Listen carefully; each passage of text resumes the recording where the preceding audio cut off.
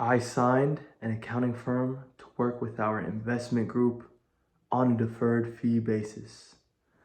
I signed an accounting firm to work with our investment group on a deferred fee basis. I signed an accounting firm to work with our investment group on a deferred fee basis. That's me manifesting it, just affirming it into the world. I've been saying that all day today. I've just been saying that out loud. I know it's gonna happen. I'm right around the corner. I feel it. I'm doing like different things and the doors are open. I just have to go open them. Or like the doors are there finally. I can see them. Anyways, today was a crazy day on offense. Last night, last video, I said that I was gonna stay up and just work. Like I'm not even gonna sleep. And technically, it's still the same day for me since I made that video. Today I've been working. I forget. I don't remember when I took that video. I don't know what time it was when I took that video. But since I took that video and I got home, I ate. And then as soon as I ate, I went straight to work. And ever since then until now, I've been working, except for 2 hours, I went to Jummah, which is, it's a Friday prayer. It's like a once a week thing where you pray on Fridays. So basically I've been working like 22 hours in a row right now. So what did I do? I did a good amount so far with that time. So all night I was building that list. I made a list of like 150-ish people to call. I got their email, their phone number, LinkedIn, their name, the whole thing. I made a solid list. And then I wanted to wait until the morning time so I could hit the phone calls. And then right after I hit the phone calls, I'm gonna have meetings. So today I had 3 meetings today. And one of them was like, yeah, we do M&A advisory work, but right now we're taking on too many clients for that and we don't have any more room. But we can help you with payroll and all this other BS. I was like, why did you accept to take this phone call when you know I'm trying to do M&A advisory? And then they told me, yeah, but there's different facets of accounting, so I wanted to see if we could help you. I was like, okay, if that ends the conversation there, then all good. Best of luck to you. And we ended the conversation. And then that was the second meeting. The first meeting I had today, there was a lady that hopped on the phone call, and literally right off the bat, as soon as she saw me, she was like, yeah, we don't do deferred fee basis. We don't do that. I just want to be 100% upfront with you. Like, you know that we're not going to do that, right? You understand that? And she was like pressing it on me. Like, the funniest thing is she said that to me as soon as I turned on the camera. I think she saw me and she saw like I looked young, and she went straight into that. And then at that point I got mad and I was like, at least let me practice my pitch.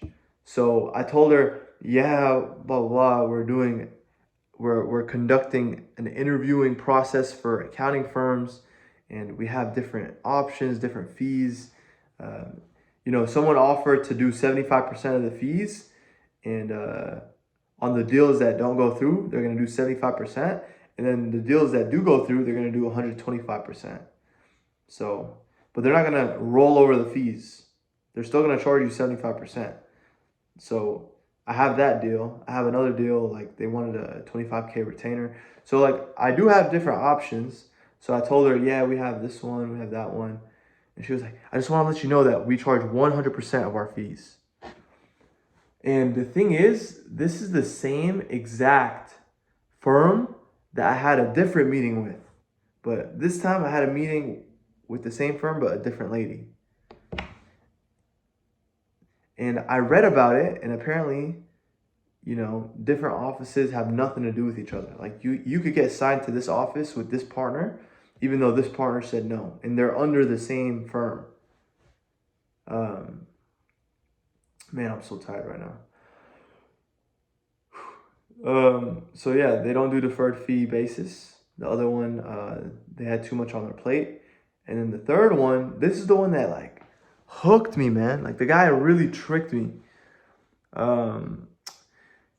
He was telling me that basically he has a lot of experience in my specific sector, and the deal range that they do is like 1 to 5 million. That's typical deal range for them. And he was saying like, he was telling me a lot of good stuff, and right off the bat, I felt like it was gonna be the one. Like he was gonna give it to me. Like we connected very well. And at the end, he was like, "Let me just address the elephant in the room. We don't do deferred fee basis, blah blah blah." And I was like, "Man, like I didn't even bring it up to him. Like how did he know? Like these people just know." I was like, "How often do people ask you that?" They're like, "Yeah, pretty often. Pretty often. People ask pretty often." And I was like, "Okay, do you know any firms that would do that?" He was like, "Maybe the small tier firm, but then you got to worry about if they could do the work, blah, blah, blah." And he told me, if you want to work with us, you have to pay 35K for like the light version or something. There's like different versions. There's like the light and then the medium and then like the advanced. Or I don't know what they called it.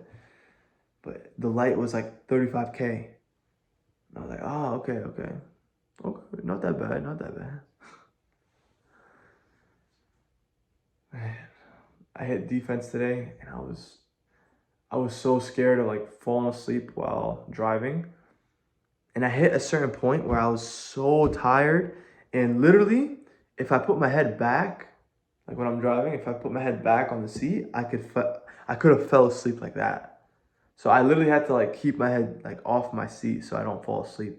I kept on like shaking my head, and then I don't know why, but after like I crossed a certain threshold, I just stayed awake after that. It wasn't as hard, but yeah, during drama I kept on falling asleep as well. It was hard to stay awake. Um, so yeah, I took the list today, and I hit 50 cold calls, and I talked with there's an accounting firm called Whitley Penn. I think I said it right. Yeah, Whitley Penn. And guys, I called every single person in that firm today. There's only about like 50 people in that firm. I didn't care where they were from. I didn't care. I called everyone. I called people that I shouldn't even have called, that had nothing to do with any of the stuff I was looking for. Like some there's a position that they have which is like some guy that does their IT or something. Like he's not even an accountant. I called that guy too. I called everyone in their firm. I called I called this one guy. It was so funny. But I noticed the people that answered the most were people that weren't accountants, people that didn't often get calls. And they were so confused. They're like, "How did you get my phone number? Like, who?" As soon as I told them, like, "Yeah, I'm the head of an investment firm. I'm looking to speak to someone about booking an appointment, blah, blah, blah, blah, blah," like the whole thing, they're like, "Oh, yeah, yeah, let me get your info, connect you with the right person. How did you get my number?" Like, they were super helpful. And that's how I knew they were the wrong person to talk to. You have to only talk to the partners, audit partners, maybe tax partners, senior managers, but like just regular employees, don't speak with them. Um, but one of the people I called, like he was like right away on it. Like he didn't even say like, "Oh, I'm gonna pass this forward to someone else and they'll call you back." He didn't say that. He was like, "Yeah, you know what? Let me add someone on the call with us." He goes ahead and adds someone on the call, and it was the same dude I talked to earlier in the day. And it was embarrassing. Like I don't give a shit, to be honest. I don't care. But like the dude was like taking me so serious, and then the guy was on the phone. He's like, "Yeah, I talked to him earlier, and we came to the conclusion that we're not a good fit for each other." And He was like, yeah, apparently, everyone in the firm's been getting calls from this gentleman. Like he was basically saying like I spam called everyone today. Like everyone in the firm knew who the hell I was today. And safe to say that Whitley Penn does not do deferred fee basis.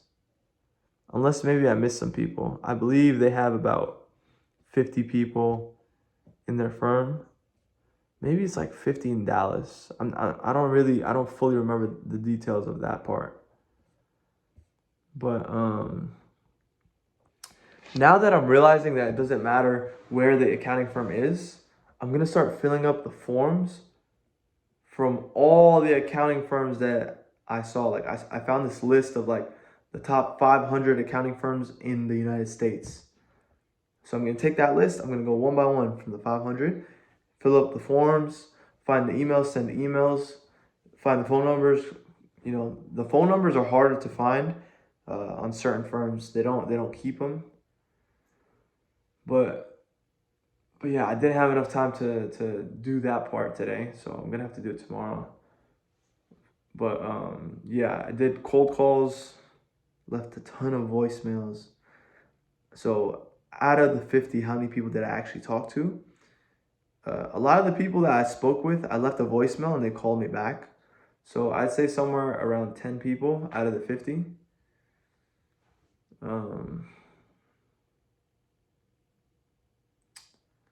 Yeah, man, it's a numbers game. I don't care. I don't care. I'm gonna get this done. I'm gonna get this done. I need to get this done.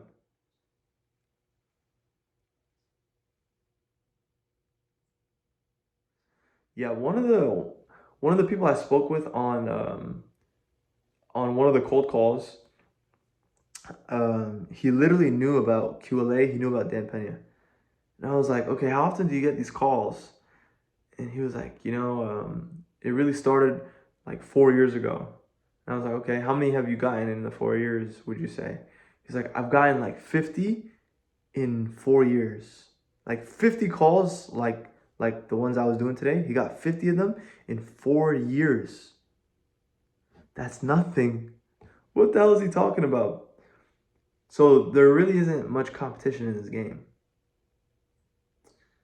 He was telling me about how he got burned because one time he did a deferred fee basis, and there was this guy that built up fees up to $75,000 and then decided that he doesn't want to do it no more and just went and got a regular job and decided he doesn't want to do QLA. So he's like, ever since then, I'm never going to do it again. Yeah, but I was like, wow, so people quit pretty easily. Like there really isn't competition in the game. And then he was like, yeah, and a lot of them are in the healthcare space. So he was like, yeah, but there's this one guy. He said healthcare, also IT, and cybersecurity. Those are the three. And then there's this one guy. He had the most interesting niche, but I'm not gonna say the name of it.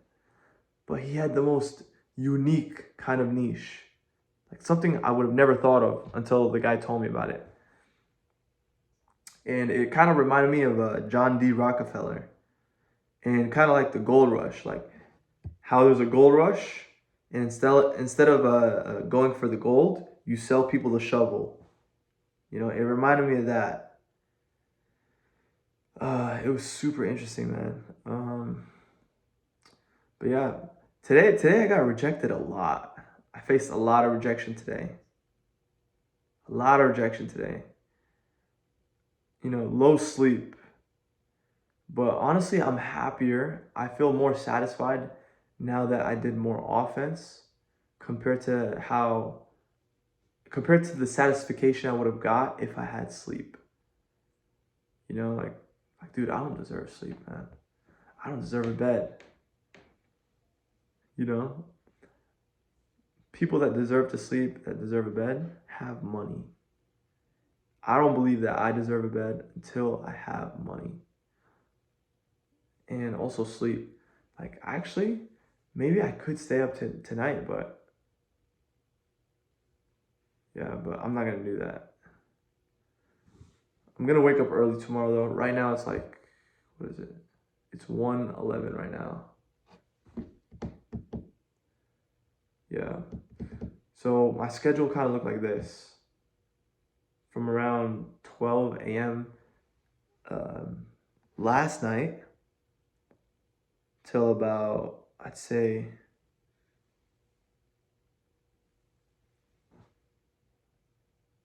was it really that long? I spent hours making lists. Wow, that took me a long time. I kind of lose track of my time because when I look back at it, I'm like, that doesn't make sense. So if I follow my logic, let's say like 3 a.m., because I had to eat and I was driving home. Let's say 3 a.m. until 7 a.m. 3 to 7, I was just building lists. Building my list, looking up accounting firms, looking through their website, finding LinkedIn pages, blah, blah, blah, right? So 3 to 7, making lists. 7 till about like 10:30, I was making cold calls. It might have been 7 or 8 when I started. I don't really remember. It might have been 8. So like I spent like a good 2, 3, 4 hours doing calls. Yeah. But at 10:30, I got ready for the meetings I'm gonna have. I got all the links lined up because I have like a gazillion links because I've done so many interviews. So I was getting prepared. I was like reading over like what I wanted to talk about. And 11 till 11:30, I had a meeting. And then 11:30 till 12, I had the second meeting. And then at 12:30, I had the third meeting. The third meeting kind of lasted kind of long. It was like 30 to 40 minutes long because the guy was really cool and he was giving me a lot of insight on the industry, blah, blah, blah. So it ended around like, I started at 12:30 or did I start at 12? I don't even remember the detail. I think I started at 12:30 and I finished around like 1:10. Like I used the bathroom, I got ready, and I went to Juma around like around 1:30 I got there. So from 1:30 till about 3ish, I was doing Juma, and then from 3 till about 4, 5ish, I did more cold calls. And everything closes around 5. And some of these people are on the East Coast. So around 4 my time, that's when everything starts to close. So from like after Juma time till about like 5ish, I did more cold calls. And it only equaled 50. Can you believe that? It took me that much time. And you could only do so much in a day. Okay, but then from 5 until right now, 1, I was doing straight defense. So how many hours did I work today? I worked a lot of hours today. I swear. I know the beginning part doesn't make sense. Like, how long did I spend making that list? Man, I swear I was working. Am I not working hard enough? I can't work harder than this. This is the cap. You can't work more than 24 hours in a day.